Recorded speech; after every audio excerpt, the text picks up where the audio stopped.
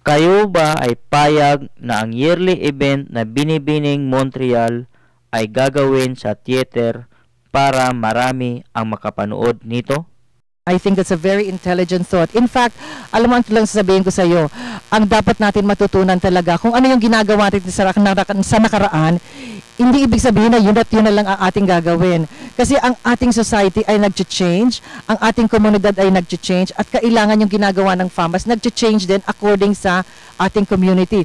So kung yung mga supporters ng ating mga contestants ay hindi nakaka-afford ng ano, kailangan talaga i-adjust natin ang ating mga ginagawa para maging affordable para sa lahat ng tao. That's a very good suggestion. And I'm pretty sure we will consider that. Yan isang magandang suggestion mo, Jonathan.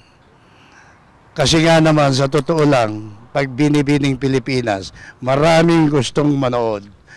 Subalit, napakamahal ng ticket. So, bihira lang ang nakakapunta. Katulad ng sinabi mo, na kung ilalagay natin sa theater, mas mura ang bayad, payag ako. Dahil marami tayong mga kababayan ang maaaring pumunta at makasaksi sa beauty contest na ginagawa natin, Binibining Montreal. Ako po ay lubos nagpapasalamat sa interviewer namin, si Ginoong Jonathan. At sa eleksyon pong ito, inaasahan ko na lahat tayo ay magsiboto, lumabas po tayo at ipakita natin at i-exercise natin ang rights para mamili ng tunay na leader sa ating komunidad, ang Filipino community.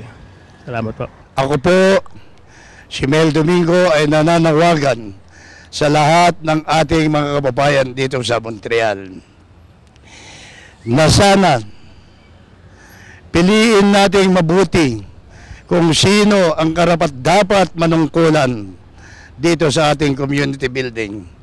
Kasi po, ang nangyayari sa ating community building, sabi nga, lumalaon, bumubuti, sumasama sa dati.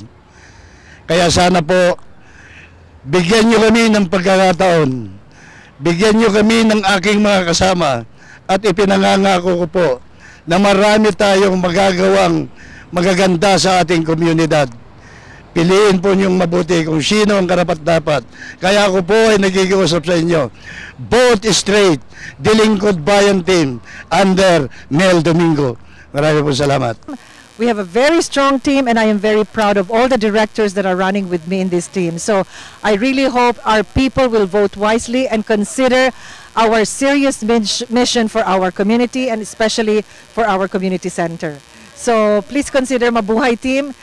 Review our mission, our platform, and I am sure that we are ready to do what we have promised you for the next 2 years. Masasabi ko sa mga kandidato ngayon sa PAMAS, itong darating na Agosto 9, at sana naman kung sino man ang mananalo, pagbutihan nila ang gagampanan nilang papel at ayusin nila ang komunidad natin dito. At para naman na masiyahan ng mga kababayan natin. At sana naman, at kung kailangan ng tulong ng mga kababayan natin, meron naman sana palaging tao ron sa PAMAS building natin. At sa mga mananalo, congratulations.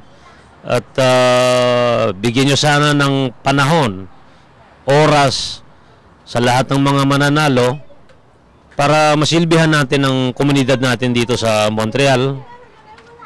At inuulit ko na sana naman maging successful ang eleksyon natin to sa taon na ito na 2009. Maraming salamat po at magandang gabi.